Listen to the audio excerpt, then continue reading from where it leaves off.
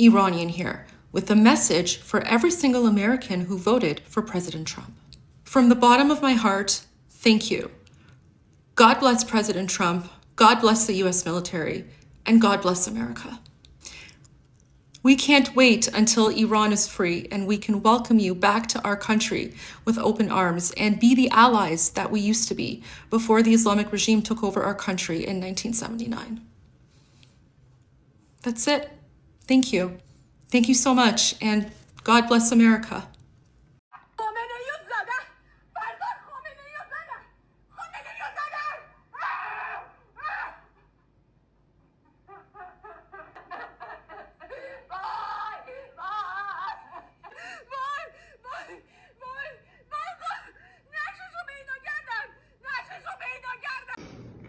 Good morning, everybody. Well, it's happening. Be careful what you wish for. Iran is going to get spanked. And it could only happen with the greatest president of my lifetime, Donald J. Trump. And we send out our wishes. The Iranian citizens hopefully are on the precipice. Okay, I'm so excited. The precipice of being free, like us. This is going to be so wonderful. And of course, the Democrats are going to cry, oh, boo-hoo, why are you doing it? Because it has to be done. Freedom is important. And we are putting a can of wolves on the Iranian military, their bases. God bless our soldiers and all. And it's going to be a new day. 47, baby. It not end there. When you take a look at this, I hope you aren't drunk and took your staff advice. Rashida and I don't know this man and feel confident he didn't care about us. Please restrain from drinking too much as you have been warned from your staff, and stay off social media when you are drunk. I pray in his holy month you find peace and respect for yourself. This was Ohin Omar replying to Nancy Man. My heart goes out to Ohin Omar and Rashida tonight, sending them thought and prayers. This triggered her. How do you square the no war promise with the potential of a protracted war? Well, first of all, the president has consistently, over the course of his entire public life, said he will never permit the Iranian regime to have a nuclear. That's why he took action last summer, and that's part of the reason he took action today. So I don't see this as him starting a war. I see this as a preventative measure to prevent a war against the largest state sponsor of terror in the world. My view is this is a new day for the people of Iran. It's a new day for the Middle East, and it's a new day for the world, because the most courageous commander-in-chief of my lifetime said, I'm not putting up with this. We've been banging our head against the wall for 47 years while these guys terrorize the world, and I'm not going to permit it any longer. So when I see these Iranian people in L.A. and other places celebrating, I can only imagine their emotions and the emotions of the people in Iran who now have a chance to take back their country and restore what was once a great pro-Western country. That's the end goal here. No more war, but peace, and a government and a culture in Iran that can actually participate with the rest of the world instead of terrorize it. That's what the president did. He ought to be commended for it. Yeah, some Democrats are not happy. When you take a look at what Ohin Omar sent out, Iraq was attacked by the U.S. during Ramadan, and it's sickening to know that the U.S. is again going to attack Iran during Ramadan. The U.S. apparently love to strike Muslim countries during Ramadan, and I'm convinced it is what these countries have done to violate international law, but about who they worship. When you take a look at this, they had to do fact check on her tweet. The Iraq invasion began on March 20, 2003, and major combat operations were declared over on May 1st, months before Ramadan that year. Survey also shows that in Iran, only about 37% of the population identify as Muslim, while nearly half describe themselves as non-religious. This is actually a correction someone actually put out under her tweet. Not only her, a lot of Democrats are angry that Trump actually did this. I don't know. Some actually want to appreciate Trump, some don't want to. It gets them offended. Largest Iranian populations outside of the Middle East. You see the gathering there behind her. Julia, how is the Iranian community responding?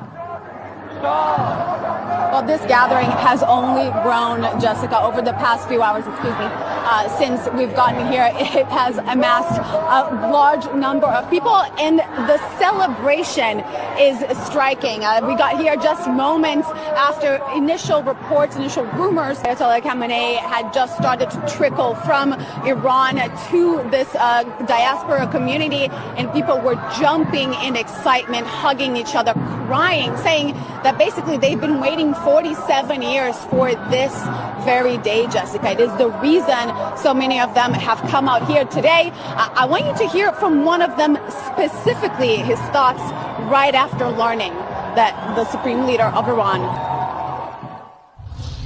When is the last time you saw people in Iran dancing on the streets in excitement? And when is the last time you've ever heard of a country coming out and dancing because they're excited that foreign powers are attacking them?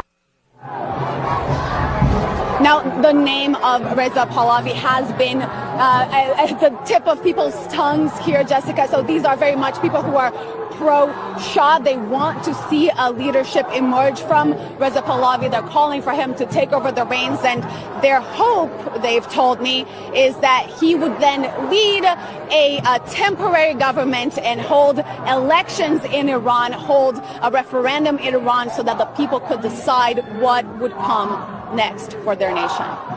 Yes, if a people have endured years of oppression, some individuals may feel relief at the fall of a leader who symbolizes that oppression.